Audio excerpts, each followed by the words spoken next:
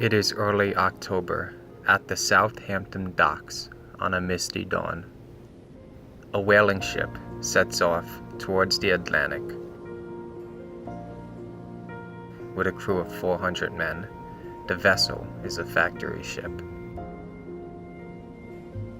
This would be one of many whaling voyages that would eventually peak in the 19th century. This map uses data collected from various logbooks from ships in the 19th century to create a time-lapse that shows the common paths most whalers took throughout the 1800s. The time frame on this map is from 1830 to 1855. Nantucket joined the whaling industry in 1960.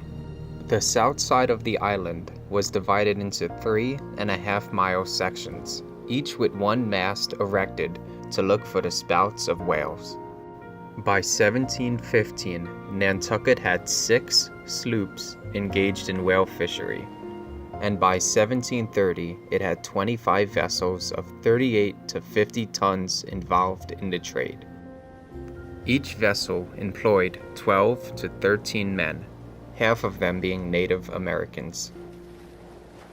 Between 1771 and 1775, the Massachusetts ports alone employed an average of 183 vessels in the northern fishery and 121 in the southern.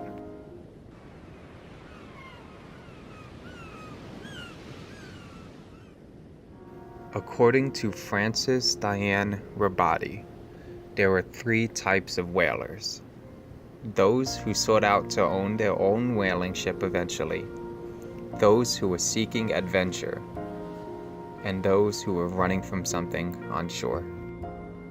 When looking at the character Ishmael in Moby Dick, we can see how the last one applies to him.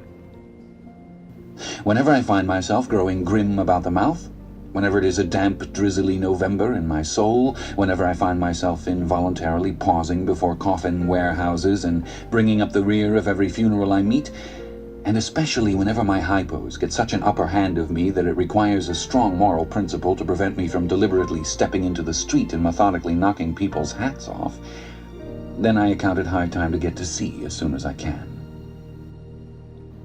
Instead of running from a specific thing on shore, Ishmael is running from land in its entirety. The ley system also romanticized whaling. This is due to some sailors ending up with less money than when they started on their whaling voyage upon return. Even on a profitable trip, a whaleman might end up in debt to the shipowners. Cash advances for his family or to spend in ports of call, and any tobacco, boots, or clothes he purchased from the ship's store were charged against his ley. In death, as many sailed into home port, they immediately signed on for another voyage. For many of these men, the sea became their home.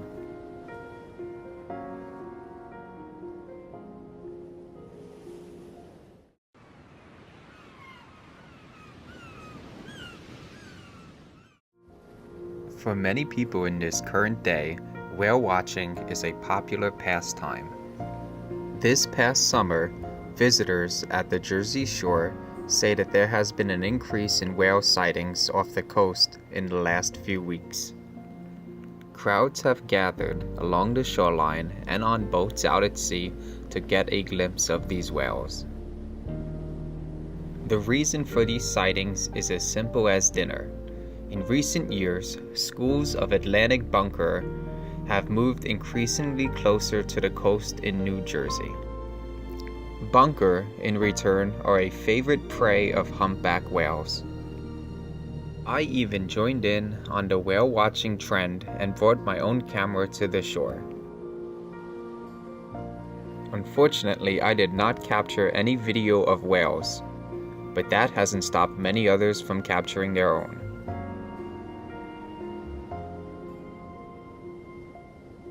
These whales that have been spotted along the shoreline are humpback whales. They differ from the sperm whale that was tracked down and hunted in Moby Dick.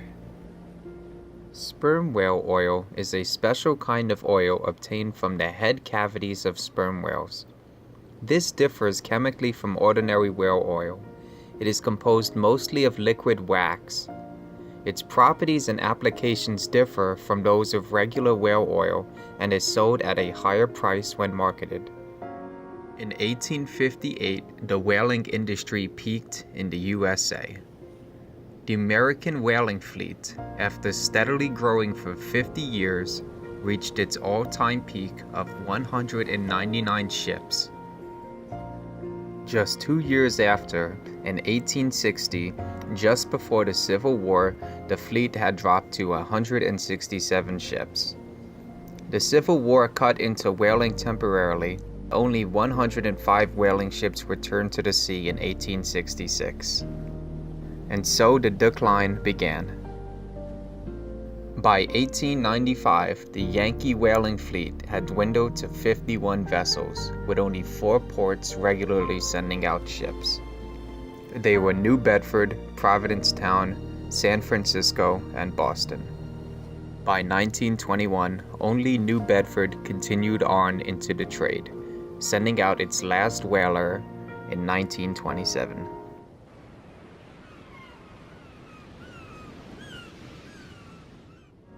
There are 3 categories of modern whaling in this day and age: commercial whaling, aboriginal or subsistence whaling, and scientific whaling.